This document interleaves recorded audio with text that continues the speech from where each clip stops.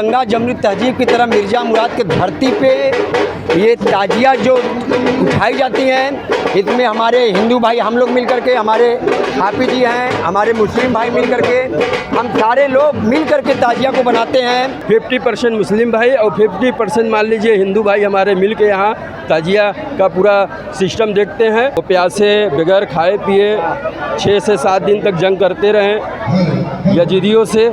आज मुहर्रम की 9वीं तारीख है और हम बनारस ज़िले के मिर्ज़ा मुराद गाँव में उपस्थित हैं और हमारे बीच में हाफिज इरशाद साहब हैं हमारे बीच में।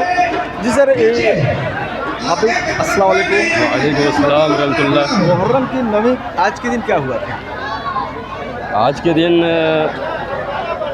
जो हक और बातिल एक तरह से कह लीजिए कि शांति और अमन और आतंकवाद के खिलाफ जंग हुई। ताजिया की शुरुआत कहाँ से हुई थी? ताजिया की शुरुआत तो इस तरह हज़रत इमाम हुसैन के याद में, जो उनके याद में लोग जब वो शहीद कर दिए गए तो उनके याद में तो मनाते थे, मगर हिंदुस्तान में जो है वो 1980 के दशक में तैमूर लंग ने इसकी शुरुआत हिंदुस्तान में की थी। तभी से यहाँ के सुन्नी मुसलमान ताजियादारी के रूप में मनाते हैं। पहले मुहर्रम का महीना बना या पहले हादसा हुआ? नहीं, पहले तो मुहर्रम का महीना हुआ और मुहर्रम के 10वीं तारीख को ये जंग हुई जिसमें वो इमाम हुसैन शहीद कर दिए गए। तो पहले तो मुहर्रम का महीना ही है, बाद में शहादत हुई। मुहर्रम की 10 तारीख को लोग रोज़ा भी रखते हैं और कुछ लोग जो है खिचड़ा और शरबत जो है बांटते हैं, इसका क्या मतलब है? रोज़ा रखते हैं यौम आशूरा, जो आज के दिन खुदाए पाक की तरफ से बहुत इस दिन की बहुत अहमियत है और इस वजह से इनकी शहादत भी हुई इमाम हुसैन की। अब इसीलिए रोज़ा भी रखा जाता है। 9वीं और 10वीं तारीख को दोनों को ही रोज़ा रखा जाता है और इसमें बड़ी फजीलत है।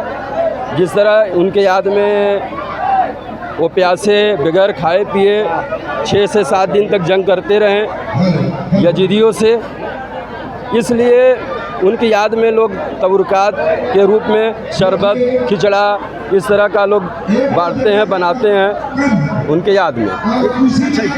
इससे क्या संदेश आता है समाज में, क्या संदेश देना चाहेंगे? संदेशा यही समाज में आता है कि जो हक और बातिल की लड़ाई थी तो उस समय तो बातिल की जीत हुई, मगर उससे इस तरह का अशांति फैला कि जिस तरह अशांति फैला उस तरह इमाम हुसैन को उनके कत्ल किए जाने के बाद बहुत सारे उसके जो यजीद था, जो बादशाही करता था उस समय, बहुत नाइतफाकी पैदा हुआ, अवाम नाइतफाकी पैदा हुई और उसको अपने गद्दी से हटना भी पड़ा और तमाम किस्म की बहुत सी बातें हुई और इससे यही हुआ कि जीत शांति और अमन की हुई।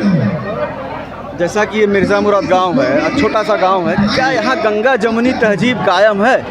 एकदम यहाँ गंगी जमुनी तहजीब जो है कायम है। यहाँ हमारे मुस्लिम भाई के साथ साथ 50% मुस्लिम भाई और 50% मान लीजिए हिंदू भाई हमारे मिल के यहाँ ताजिया का पूरा सिस्टम देखते हैं। उनकी अगुवाई में, ये कह लीजिए कि मुसलमान भाई और हिंदू भाई दोनों भाइयों के अगुवाई में यहाँ का ताजिया उठता है और यहाँ के हिंदू भाई और मुस्लिम भाई एकदम भाईचारा इस तरह है कि एकदम समझ लीजिए, जिसको कहते हैं ठेठ भाषा में कि दोनों की तहजीब कूट कूट के यहाँ के लोगों में भरी हुई है। हमारे NIN न्यूज़ चैनल से आवाम को क्या संदेश देना चाहेंगे?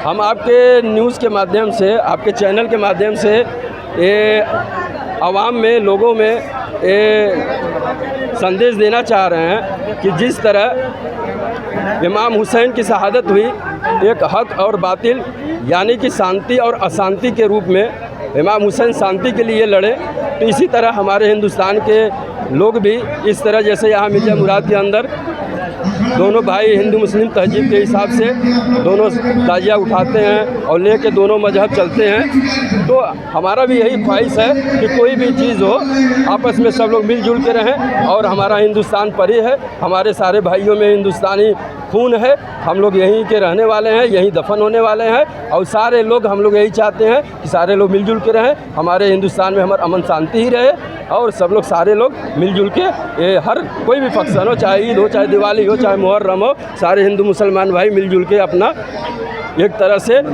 मनाए त्यौहार और हमेशा हिंदुस्तान में अमन और शांति कायम रहे। मेरे ये भी ईश्वर से प्रार्थना है, इमाम हुसैन से दुआ है, अल्लाह से भी दुआ है कि यहाँ हिंदुस्तान में हमारे अमन और शांति बना रहे। जैसा कि हाफिज़ साहब ने हमको बताया और बहुत बहुत शुक्रिया हाफिज़ साहब आपका। और हमारे बीच में जो है अभी आपका नाम क्या है भैया? सर मनोज कुमार श्रीवास्तव। अच्छा, कहाँ के निवासी हैं? हम मिर्ज़ा मुराद के निवासी हैं। जस्ट मेरा जहाँ ये चौक है, मेरा बगल में मकान है। क्या मिर्ज़ा मुराद में गंगा जमुनी तहजीब कायम है? बेशक है, बहुत अच्छा। यहाँ पे जो ये मुहर्रम की जो पर्व या त्यौहार कर सकते हैं, जो भी ये गमी का जो महीना है, जो कि हम लोग कई 100 वर्षों से अभी तक ये नहीं जान पाए हैं कि कब से यहाँ पे ताजिया उठ रहा है। जो हमारी अभी उम्र है, हमारे दादा उदा भी अभी नहीं बता सकते हैं, लेकिन ये जानते हैं कि ये ताजिया हमारे यहाँ के राजा तैमूर लंग जो थे उनके द्वारा वो पहले जाते थे करबला की धरती पे, वहाँ पे अपना दुआ खानी करते थे।